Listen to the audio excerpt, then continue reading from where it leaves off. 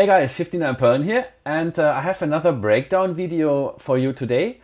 It's one of the tracks that has been released on an EP that's called Blackbox Sessions. And the track is called Picture of You, and I hope you enjoy.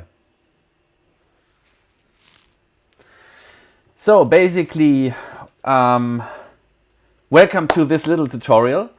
I'm going to show you this track. It's called Picture of You. It's like a minimal house track. I will first have a quick play, and then I will go through each of the tracks individually. So have a listen first. Let's have a little jam.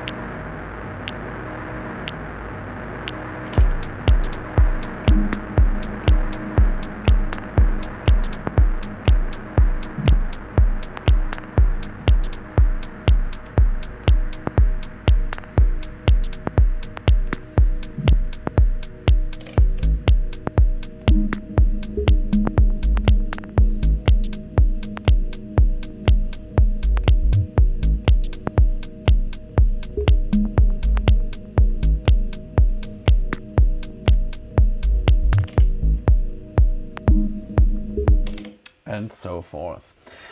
Yeah, this track, I think it's a pretty interesting track because I really used just some very basic samples for that.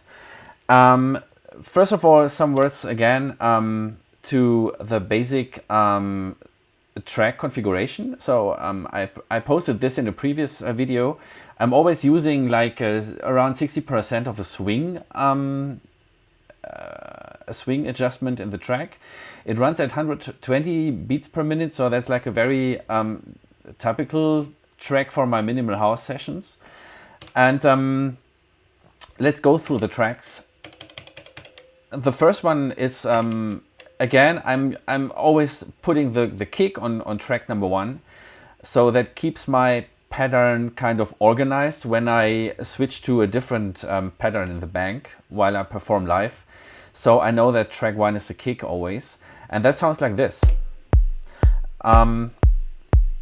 It's a pretty basic kick actually, and the sound like this. And this track is really just a kick. There's nothing special going on with this. The kick is pretty short, I think, and there's some high frequencies in the kick. So that the kick punches a little bit through the whole mix. Then the next track is a little sound I found in a library with SID samples. SID is a sound generator of a very old computer. That's a Commodore 64. I guess most of you guys won't know this, but I'm like a Commodore 64 kid. I grew up with this computer, and this sound is pretty typical for this kind of computer. It's like an 8-bit sound, and I think it's on this track. No, it's not. It's like this. It's this sound. And what I did here is I only use a little piece of this sample. So you hear that, you see that here, the sample starts here and it ends here. And I use a very short amplitude for this sound. So it's like really just a little stab. And this stab is also using a lot of reverb, like maximum reverb. And you see it here, it only plays 1 of 2 times that the playhead passes this trick to create once more a little variation in this pattern. On the first trick, I have like a lo-fi crackle sound that sounds like this. It's very subtle. I filtered that down a little bit, so you usually don't hear this sound separately, but in total it gives the track a little lo-fi feeling, I think. And the other pages are the same, so it's only the first trick that plays this lo-fi sound. And then on the first page we have this SID 8-bit sound that plays only 1 of 2. And this is actually everything that happens in this track. So it's most of this atmosphere comes from the reverb that's put on the SID sound. The next track is the percussion track. And that's actually like a snap I was using here. I love the snaps, I don't know why. I think sometimes they are pretty old-fashioned, but for this track, I think it's a very good sound. And once more, there's nothing really happening. It's only the snap playing. There's not really a variation in this, so there's actually nothing big to tell about that. What's more interesting is the track number 4, and this is like where a lot of variation happens, and that sounds like this. It's a hi-hat, and the hi-hat is basically this sound, nothing special, but from time to time I add a trick that plays with 50%, and that plays a little not so loud than the main hi-hat, and that gives like a shuffle sound. It's a different sound, it's a little higher, and it plays on page 1 before this trick, and on page 2 again before this trick, and that sounds like this.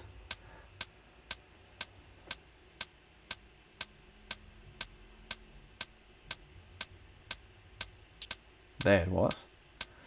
So that gives the hi-hat track a little more unpredictable, a randomness, I would say.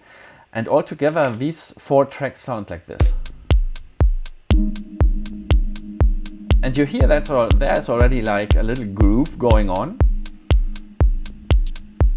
which is very highly influenced by this little random trick that gives this whole very static pattern a little randomness actually. What I did here as well is I'm using micro timing so that that those hat sounds are not always playing on the grid. They play a little beside, you see that here, so that the whole groove gets a little less static. I think that's very important for tracks that are pattern based. And I do that on this track with this trick only. But on my other tracks, I use it a lot for percussion sounds and stuff like that. So yeah, let's go on with the next one. That's this here. And this is like, I try to have at least one track per pattern that is a lot randomized, or that's very much randomized. And you see it here. This is like a modular sound I found in a library that sounds like this, and that's a little like a little rumble or something. Again, this sound is a little the whole sound sounds like this, but I'm using only this part here. And this creates, or it supports, the groove of the track. Here's another one. That's a different sound. That's like a little click. And here is another sound. So I'm using a lot of different sounds on this track. Another click. And here is another one. So you have already on page 1 a lot of different sounds. And this page, or this track, is played with 40% probability. That means each of these sounds only plays in 40% of the time that this playhead passes them. So you never know which of these sounds are playing. And I just duplicated this page to the other 4, and that generates a very random play that very, very well fits the other tracks. So have a listen.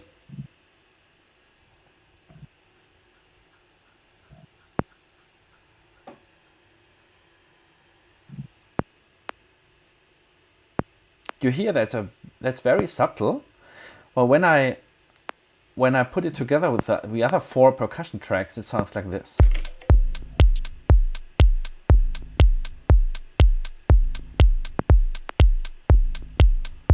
And you hear that there's this shuffle playing, which is a very cool, driving groove. Then we have the next sound that is like the bass sound. That sounds like this. Pretty easy. It actually only consists of 2 notes. And that is, the first one is this one here. That is like an octave down. And then you have on the second page, I am using an octave up. Sorry, the other way around. The first page was an octave up, down. And the next one was an octave down, sorry. But it's basically the same note, just played on a different trick. And on the last page, I have 2 more notes playing. And there's one note that is playing 2 octaves higher than the bass sound itself. And that's it. So there's nothing really special going on with this track. Together with these tracks, it sounds like this.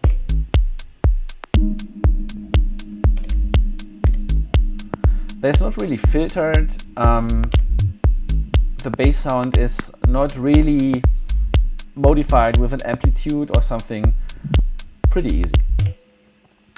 And now these are track number 7 and 8 are I think the most important tracks. Normally I always have one track that adds a new element at a later point of the track performance to keep it interesting and to introduce something new after a longer time. With this track, it's like a melodic percussion sound. It's like this. There it was. And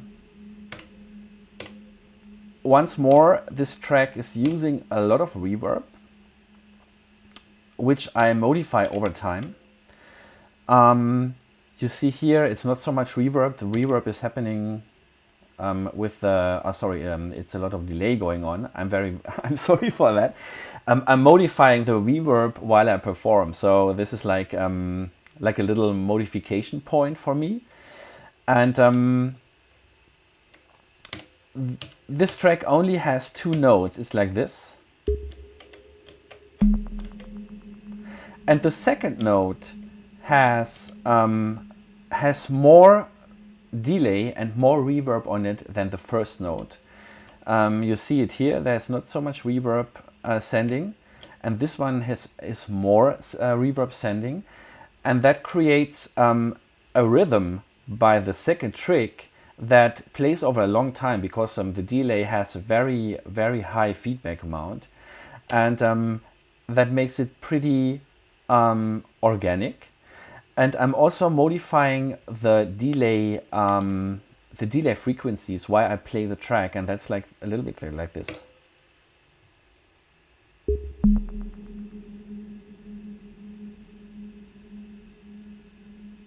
the notes are only played once in a while, so it's a little hard to hear that now, but yeah, now you hear it.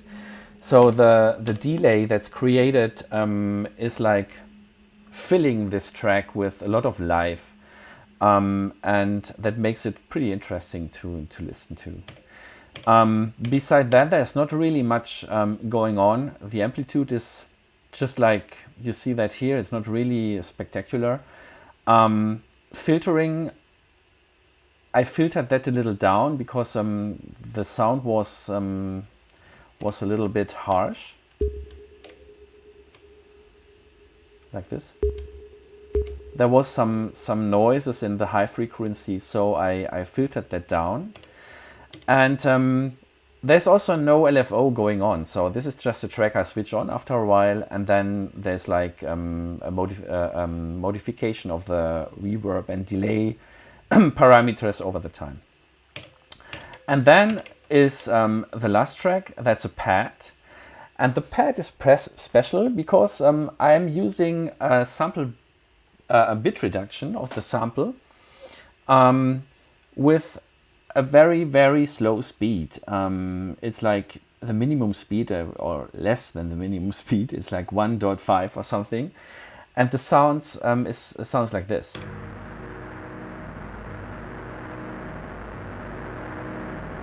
There's a waveform, there's a sinus waveform. Not so much multiplier, but a high depth.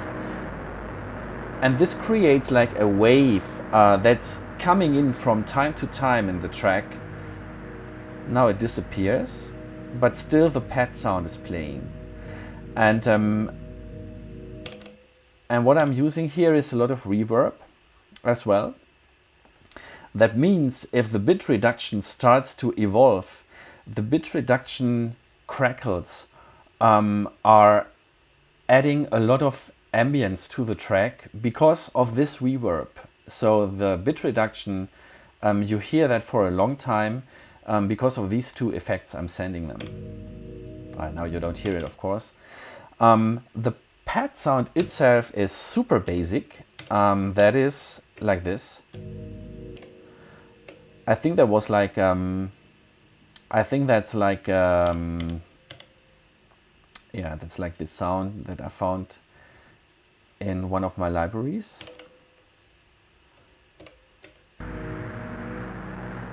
And I'm just looping this sound so that, that I get a constant pad that I can evolve over the time.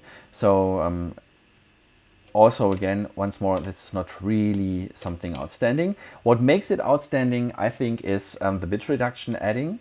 That sounds in addition to the other tracks like this.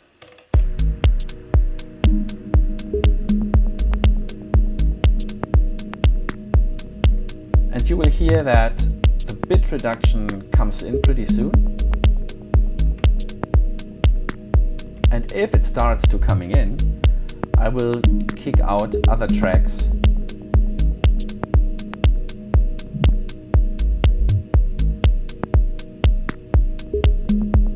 Now you hear, we are going there.